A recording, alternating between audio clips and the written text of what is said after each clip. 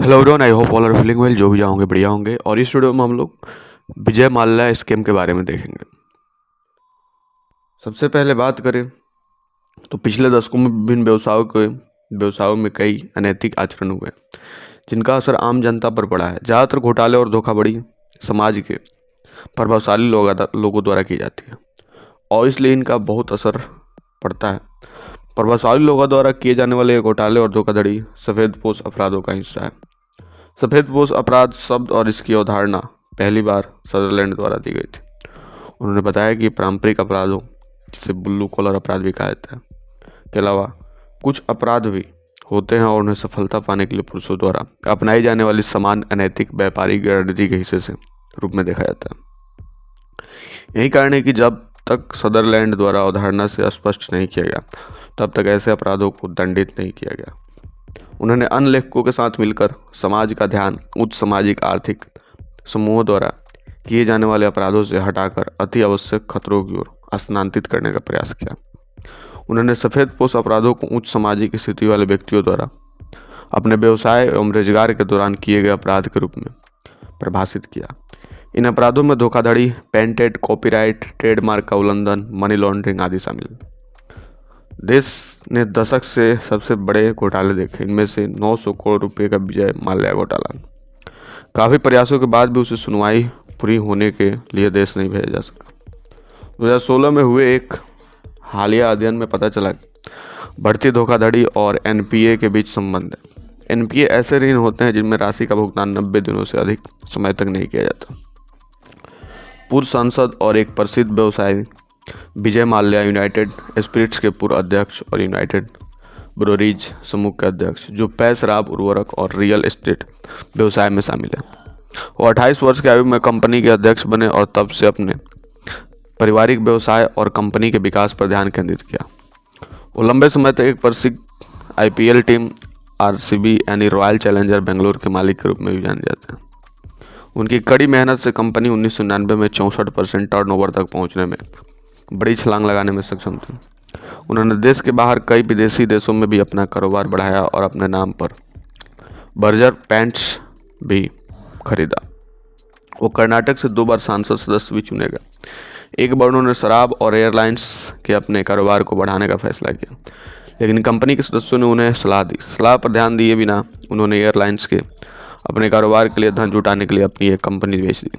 उन्होंने जुटाई गई सारी रकम एयरलाइंस में लगा दी, जिसके परिणाम स्वरूप उनकी किंगफिशर एयरलाइंस देश की लोकप्रिय घरेलू एयरलाइंस बन गई।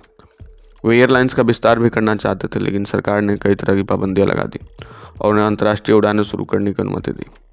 इसके परिणाम स्वरूप उन्होंने अपनी यूनाइटेड ब्रोरीज कंपनी को घाटे में चल रही एक अन्य कंपनी यानी डेक्कन एयरलाइंस को खरीदने के लिए हेरफेर किया और उसे अपनी एयरलाइंस के साथ विलय कर दिया, लेकिन वे वांछित लाभ नहीं कमा सके और वास्तव में उन्हें बहुत नुकसान उठाना पड़ा। अपने व्यवसाय को जारी रखने के लिए उन्होंने विभिन्न बैंकों से भारी ऋण लिया, लेकिन इसे वापस नहीं किया। कई बैंकों ने उन्हें दिवालिया घोषित कर दिया और आगे ऋण नहीं दिया, लेकिन उन्होंने अपने प्रभावशाली पद का उपयोग करते हुए विभिन्न बैंकों से ऋण लेना जारी रखा। उनकी एयरलाइंस द्वारा किए जाने वाले एक और अनैतिक कार्य यह था कि वो अपने कर्मचारियों को कोई पीएफ और वेतन और सरकार को कर नहीं दे रहे थे। लगातार इतने बड़े घाटे के साथ उन्होंने अपने कर्मचारियों को वेतन देने से इनकार कर दिया और अपना व्यवसाय बंद कर दिया। उन्होंने देश के 17 बैंकों से लोन लिया, कुल 9,000 करोड़ रुपए, और मूल राशि चुकाने से इनकार कर दिया। इसके परिणाम स्वरूप बैंकों ने उनके खिलाफ कोर्ट में केस दायर कर उनके द्वारा लिए गए प्रमुख लोन, ली गई राशि का विवरण एक्सिस बैंक से 50 करोड़ लिए थे, पंजाब और सिंध बैंक से 60 करोड़, फेडरल बैंक से 90 करोड़, भारतीय ओवरसीज बैंक से 140 crore, United bank of India से 430 करोड़, बैंक ऑफ बड़ौदा से 550 करोड़, आईडीबीआई से 800 करोड़, पीएनबी से 800 करोड़, एसबीआई से 1600 करोड़। ऋण चुकाने में विफल रहने और आपराधिक दायित्व से बचने के लिए और 2016 में ऋण के रूप में लिया गया सारा पैसा दूसरे देश भाग गया और अभी तक वापस नहीं लौटा। एयरलाइनों की विफलता के लिए विभिन्न कारण हो सकते हैं। खराब व्यावसायिक रणनीति, प्रबंधन की ओर से विफलता, ऊंचे ईंधन की कीमतें, 2008 की मंदी, परिचालन की उच्च लागत, टिकट की ऊंची कीमतें। 2016 में घोटाले के बाद वह यूनाइटेड किंगडम भाग गया और तब से वापसी नहीं लौटा। उसने बैंकों और अपने कर्मचारियों द्वारा लगाए गए घोटाले और धोखाधड़ी के सभी आरोपों से इनकार किया और एक पत्र लिखकर उचित ब्याज के साथ सारा पैसा वापस करने का वादा किया। लेकिन वो अपने शब्दों में अमल नहीं कर रहा है। उसके आचरण से पता चलता है कि उसने मूल राशि का भुगतान नहीं किया। सुप्रीम कोर्ट ने 2017 में उसे कई बार अदालत में पेश होने का आदेश दिया, लेकिन उसने आदेश की अनदेखी की। नतीजतन अदालत ने उस पर अदालत की अवमानना और धोखाधड़ी का आरोप लगाया और सरकार को उसके प्रत्यर्पण की मांग करने का आदेश दिया। सुप्रीम कोर्ट ने हाल ही में एक सुनवाई में उसे अदालत से जानकारी छिपाने के लिए अवमानना का भी दोषी पाया। उसे अपने वकील एवं खुद के माध्यम से अदालत में पेश होने का आखिरी मौका दिया। दूसरी ओर भारत सरकार ने लंदन की अदालत में विजय माल्या को वापस उसके देश भेजने की अपील की ताकि मुकदमा पूरा हो सके। उन्होंने लंदन की अदालत में प्रत्यर्पण का अनुरोध किया, जिसके परिणाम स्वरूप उसे गिरफ्तार किया गया, लेकिन उसकी राजनीतिक और प्रभावशाली स्थिति के कारण उसे हर बार जमानत मिल गई। इस मामले में भारत सरकार ने लंदन की एक अदालत से विजय माल्या को उनके देश से भारत प्रत्यर्पित करने का अनुरोध किया। दलील दी गई कि वो बैंकों और लोगों को चूना लगाने के इरादे से घोटाले करके देश से भाग गया और सारा पैसा अवैध तरीके से अपने साथ ले गया, मनी लॉन्ड्रिंग में लिप्त हो गया।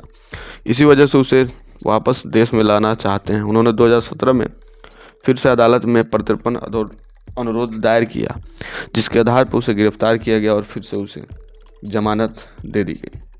हर बार हुआ जब अदालत में ऐसा अनुरोध किया गया। दूसरी ओर विजय माल्या ने भारत सरकार के तर्क से विपरीत तर्क दिया। न्यायालय ने कहा कि राजनीतिक प्रभाव और दबाव के कारण अपीलकर्ता को भारत में निष्पक्ष सुनवाई नहीं मिलेगी और उसे बुरी तरह प्रताड़ित किया जाएगा। उन्होंने मानवाधिकारों को सख्त अर्थों में लागू किया। भारत सरकार अनुरोध को अस्वीकार कर दिया। उन्होंने भारत सरकार द्वारा प्रत्यर्पण के अनुरोध को मानवाधिकारों पर यूरोपीय सम्मेलन के विरुद्ध पाया, क्योंकि भारत में जेलों की खराब स्थिति और जेलों में स्थितियों और सुविधाओं में सुधार करने का आदेश दिया। विजय माल्या पर लगे विभिन्न आरोप और कानून प्रावधान पहले की साजिश एक सिविल अपराध थी, लेकिन बाद में मामले की गंभीरता और प्रकृति के आधार पर इसे आपराधिक अपराध बनाया दिया गया। भारतीय दंड संहिता 1860 की धारा 120 से आपराधिक साजिश के अपराध से संबंधित मूल रूप से 2 रूपों में दंडनीय था: उकसाने के माध्यम से कुछ अपराधों के षड्यंत्र।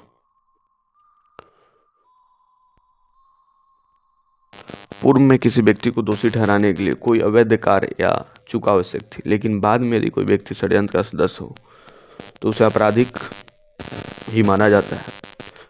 हालांकि 120B को शामिल किया गया आपराधिक साजिश को अपराध से इनकार है। 1971 के मामले में सर्वोच्च न्यायालय ने माना था कि अवैध कार्य करने के लिए 2 या 2 से अधिक व्यक्तियों के बीच समझौता आपराधिक साजिश के बराबर। यह साबित करना आवश्यक नहीं है कि ऐसे अपराध के सभी आरोपी लोगों ने साजिश में अपनी स्पष्ट सहमति दी और इसमें भाग लिया। कोड की धारा 120 भी आपराधिक साजिशों के अपराध के लिए सजा का प्रावधान करती है। अगर साजिश गंभीर अपराध के लिए की गई थी तो व्यक्ति को मृत्यु दंड, आजीवन कारावास एवं 2 साल एवं उससे अधिक कठोर कारावास की सजा दी थी, जो हर मामले में तय किया जाता है। अगर उन्होंने कोई ऐसा अपराध की साजिश रची जो जुर्माने से दंडनीय है तो सजा 6 महीने की कैद एवं जुर्माना दोनों होगी। विजय माल्या पर कंपनी के सदस्यों और अपने कर्मचारियों के साथ देश के विभिन्न बैंकों से धोखाधड़ी करने की साजिश रचने का आरोप है।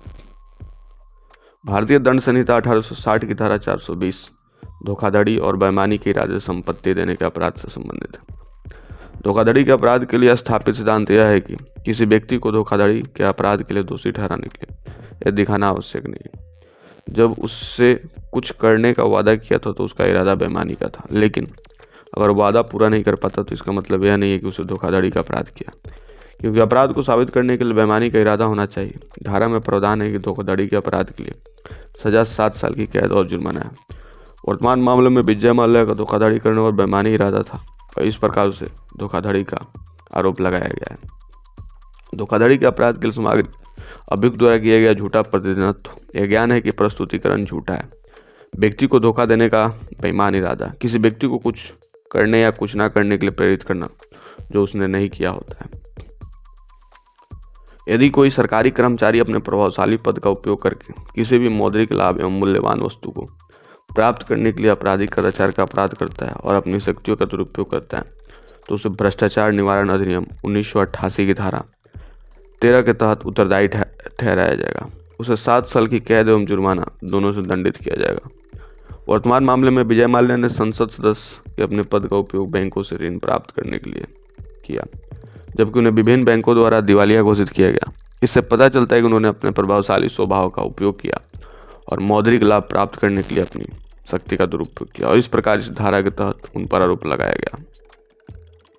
यह अधिनियम ऋण देने वाले ऋणदाताओं को ऋण लेने वाले व्यक्ति की संपत्ति और परिसंपत्ति को बेचकर अपनी राशि ब्याज वसूलने का अधिकार देता है।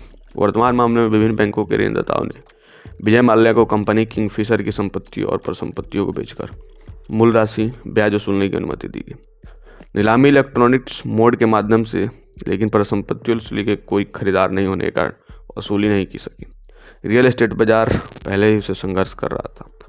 इस प्रकार ऋणदाताओं को कोई भी खरीदार नहीं मिल सका जो उच्च कीमतों पर कारण कीमतों की कोई संपत्तियां खरीद सके। टाइम्स ऑफ इंडिया की रिपोर्ट के अनुसार ब्रिटेन की अदालतों ने 2019 में विजय माल्या के भारतीय प्रत्यर्पण के अनुरोध को स्वीकार कर लिया, लेकिन उसे अभी तक वापस नहीं भेजा गया है क्योंकि वो किसी भी तरह से देश में रहने की पूरी कोशिश कर रहा है। तो ये थी विजय माल्या स्कीम के बारे में थोड़ी सी इन्फॉर्मेशन। आई होप आपको बढ़िया लगा होगा। जल्दी मिलते हैं ऐसे ही कोई नया वीडियो लेके, तब तक के लिए बाय बाय।